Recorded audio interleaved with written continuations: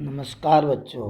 आज हम कक्षा नवम में विषय संस्कृत पाठ 4 कल्पतरु नामक पाठ के प्रश्न शब्दार्थ और प्रश्न उत्तरों के बारे में अध्ययन करेंगे। सबसे पहले हम देखते हैं शब्दार्थ के बारे में। हिमवान, जैसे यहाँ लिखा हुआ है हिमवान अर्थात हिमालय। नगेंद्र, नग प्लस इंद्र, पर्वतों का राजा। सानो अर्थात शिखरस्य, चोटी के। कुल क्रमागत, कुल परंपरा से प्राप्त हुआ। युवराज्य, युवराज के पद पर। शक्र अर्थात इंद्र, इंद्र के लिए शक्र शब्द का प्रयोग हुआ है, ये उसका पर्यायवाची है। अर्थित अर्थात मांगा। याचिता शब्द भी हम बोल सकते हैं, इसी का समानार्थक शब्द है। अंतिकम अर्थात पास में। विचिवत अर्थात तरंगवत, तरंग की भांति, तरंग की तरह।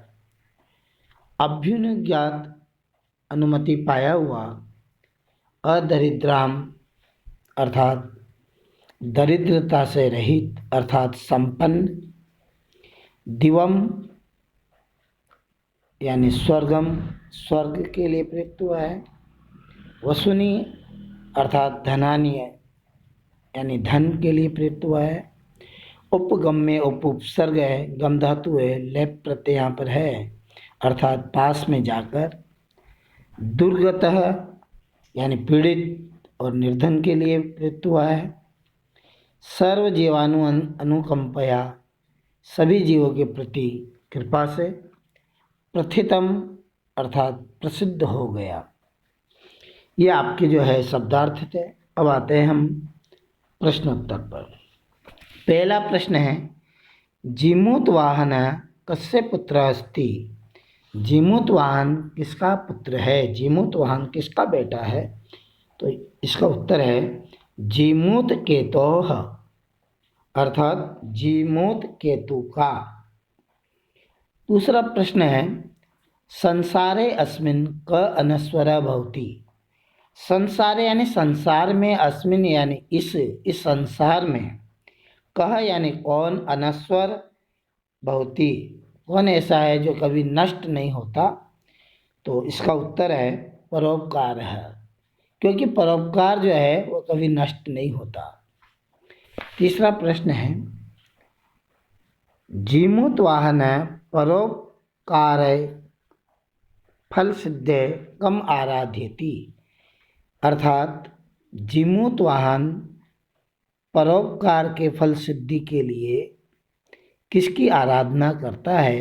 तो इसका उत्तर है जीमूतवाहन परोपकार फल सिद्धे, जीमूतवाहन परोपकार के फल सिद्धि के लिए कल्प वृक्ष पादपम आराध्यति, कल्प वृक्ष के पादप पौधे की आराधना करता है। अगला प्रश्न है, जीमूतवाहनस्य सर्वभूतानुकंपया सर्वत्र किम प्रथितम। जीमूतवाहन के सभी प्राणियों के प्रति अनुकंपा से चारों ओर, सर्वत्र में चारों ओर उसका क्या फैला?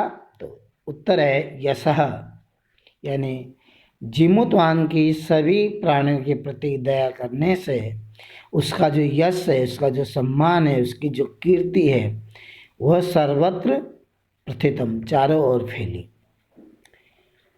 कल्पतरु भुवि कानि अवर्ष्यत्।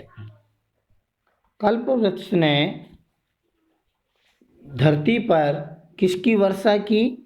वसूनी अर्थात धन। कल्प वृक्ष ने धरती पर धन की वर्षा की। अगला प्रश्न है, कंचनपुरम नाम नगरम कुत्र विभाति स्म। कंचनपुर नाम का शहर कुत्र यानी कहाँ था? तो इसका उत्तर है हिमवत नगेंद्रस्य सानो उपरीम। हिमालय, नगराज हिमालय के ऊपर। कंचनपुर नाम नगर जो था वो हिमालय पर्वत की चोटी पर था। तो इसका उत्तर आएगा, संस्कृत में लिखेंगे हिमवतः नगेंद्रस्य सानो उपरीम, हिमालय पर्वत की चोटी के ऊपर।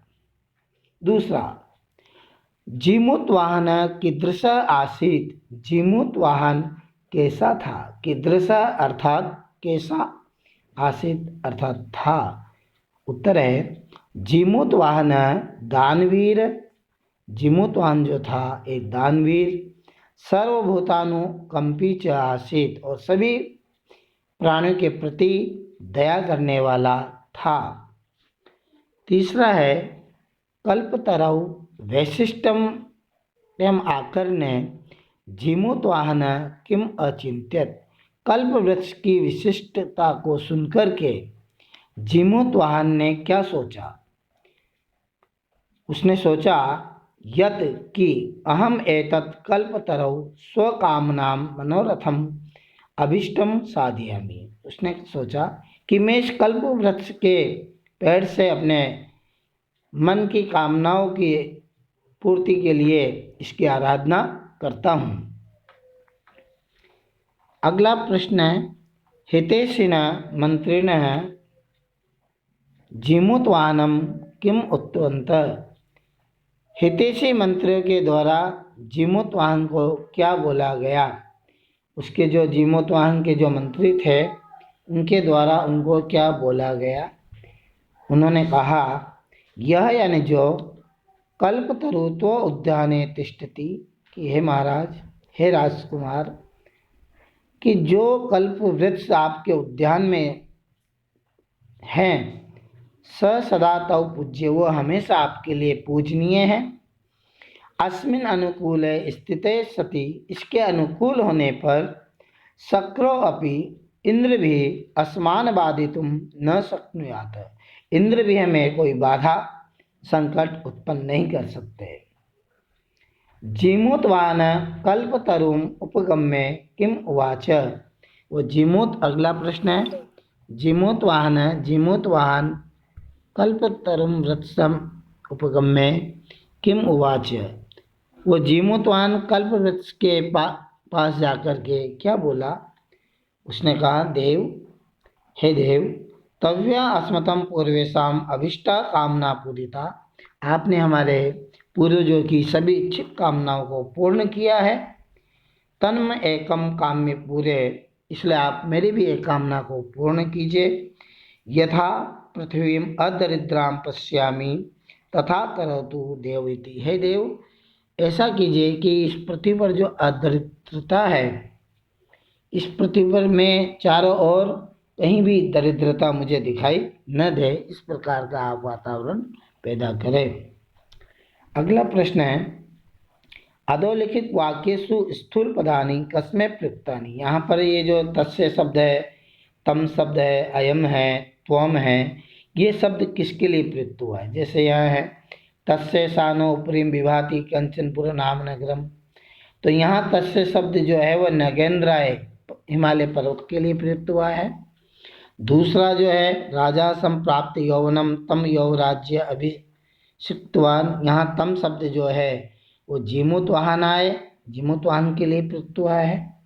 तीसरे में अयम तव सदा पूज्य, यहाँ अयम शब्द जो है कल्प वृक्षाय के लिए प्रयुक्त हुआ है।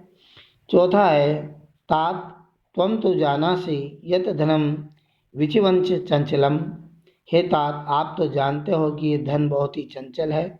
ये त्वम शब्द यहाँ पर जो है जीमूत केतवे, जीमूतवाहन के पिता जीमूत केतवे के लिए प्रयुक्त हुआ है। अब आगे जो है प्रश्न नंबर 4 में जो दिए हुए है पर्यायवाची लिखने हैं। जैसे पर्वत, तो पर्वत का पर्यायवाची है नगेंद्र। इंद्र, तो इंद्र का पर्यायवाची होगा शक्र। इच्छितम, इसका पर्यायवाची होगा अभिष्टम। धरित्रीम, इसका पर्यायवाची होगा पृथ्वीम। वाणी, इसका पर्यायवाची होगा वाक। उसके बाद इधर है भूपति, तो इसका पर्यायवाची होगा राजा। धनम, इसका पर्यायवाची है वसूनी और अर्थ। समीपम, इसके लिए बोलेंगे हम अंतिकम अर्थात पास में। कल्याणम, तो इसका पर्यायवाची होगा हितम। और वृत्सः, इसका पर्यायवाची होगा तरुः। तो इस तरह से आज हमने इसका अध्ययन किया।